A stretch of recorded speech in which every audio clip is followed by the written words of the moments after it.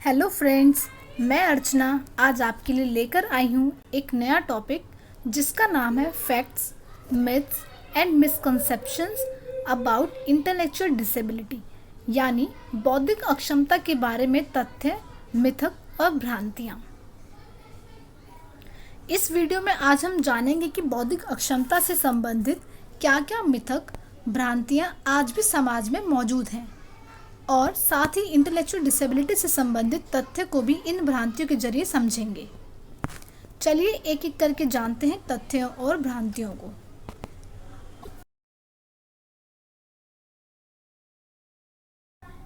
Intellectual disability को लेकर सबसे बड़ा मिथ यह है कि लोग इसे एक बीमारी समझते हैं, लेकिन तथ्य तो यह है कि यह एक बीमारी नहीं है जिसका इलाज संभव हो सके, बल्कि बौद्धिक अक्षमता जीवन भर चलने वाली एक स्थिति है और इसे पूरी तरह से ठीक नहीं किया जा सकता, लेकिन बच्चे की स्थिति में सुधार किया जा सकता है।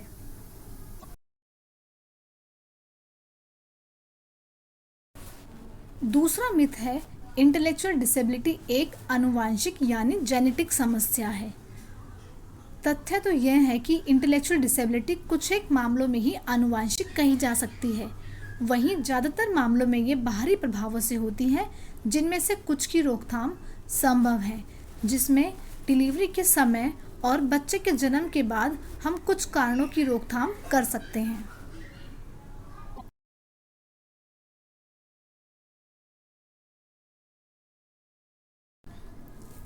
अगला मिथक है बौद्धिक अक्षमता संक्रामक है, यानी एक दूसरे के संपर्क में आने से फैलती है।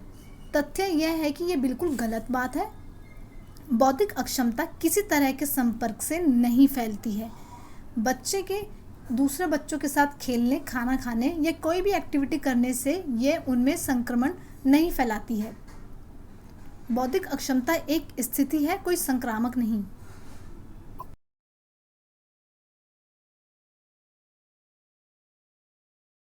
इंटेलेक्चुअल डिसेबिलिटी को लेकर समाज में यह मिथक भी प्रचलित है कि इसे शादी से ठीक किया जा सकता है, लेकिन सच तो यह है कि यह शादी से ठीक नहीं की जा सकती, क्योंकि यह एक कंडीशन है जो व्यक्ति के साथ पूरी जिंदगी रहती है।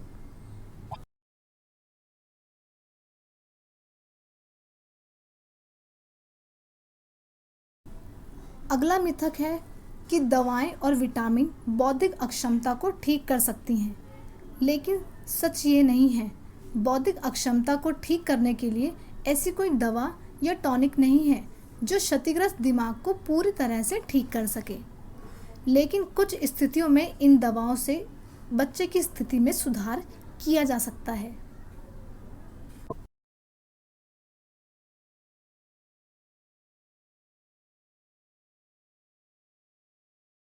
अब बात करते हैं अगले मिथक की, जो है बाबा, ओझा या तांत्रिक बौद्धिक अक्षमता को ठीक कर सकते हैं।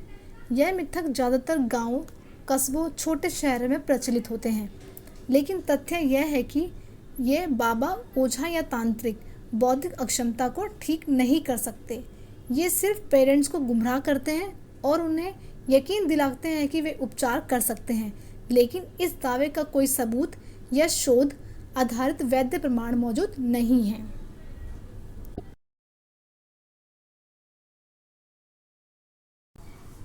समाज में अगला मिथक है कि पेरेंट्स के पुराने जन्म के बुरे कर्म बौद्धिक अक्षमता की वजह हो सकते हैं, और सच ये है कि ऐसी मान्यताएं सिर्फ अभिभावकों पर पहले से ही बढ़े हुए बोझ को और बढ़ाती हैं। पेरेंट्स के पुराने जन्म के बुरे कर्म की वजह से बौद्धिक अक्षमता नहीं होती, बल्कि बौद्धिक अक्षमता जेनेटिक और इन्वायरमेंट की वजह से होती है।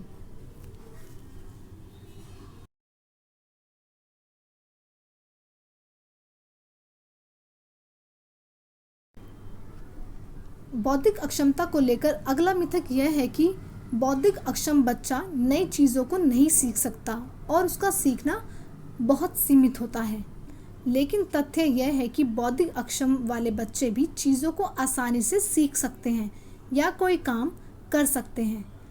हमें बस इतना करना है कि बच्चे को सही ढंग से स्टेप बाय स्टेप तरीके से काम सिखाना है और उसको बार बार दोहराना भी है। ताकि वह उस काम को आसानी से सीख सके। साथ ही यह कहना गलत है कि एक बौद्धिक रूप से विकलांग बच्चे की शिक्षा सीमित होती है, बल्कि बच्चों को कार्य का विश्लेषण और निरंतर अभ्यास के माध्यम से हर तरह का अधिगम करा सकते हैं।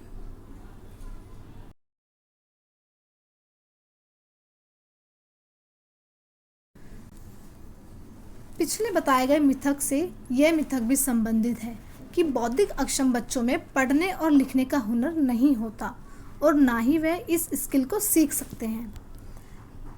अब तथ्य यह है कि यह बिल्कुल ही गलत बात है कि ये बच्चे पढ़ने और लिखने का हुनर नहीं सीख सकते।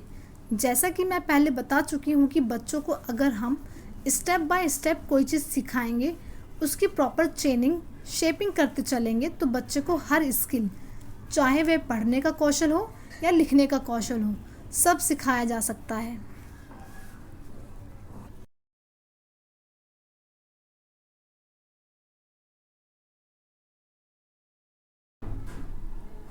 लोगों में यह धारणा है कि बौद्धिक अक्षमता यानी इंटेलेक्चुअल डिसेबिलिटी किसी भी उम्र में हो सकती है, लेकिन तथ्य के अनुसार बौद्धिक अक्षमता 0 से लेकर 22 साल तक की उम्र में हो सकती है।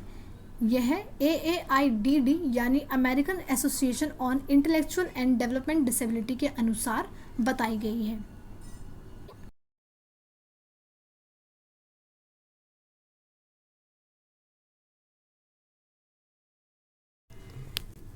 इस वीडियो का अंतिम मिथक है कि बौद्धिक अक्षम बच्चा परिवार पर और समाज पर बोझ होता है, बल्कि सच यह है कि कोई भी बच्चा, चाहे वह विकलांग हो या सामान्य हो, वे ना तो परिवार पर बोझ होता है और ना ही समाज पर बोझ होता है।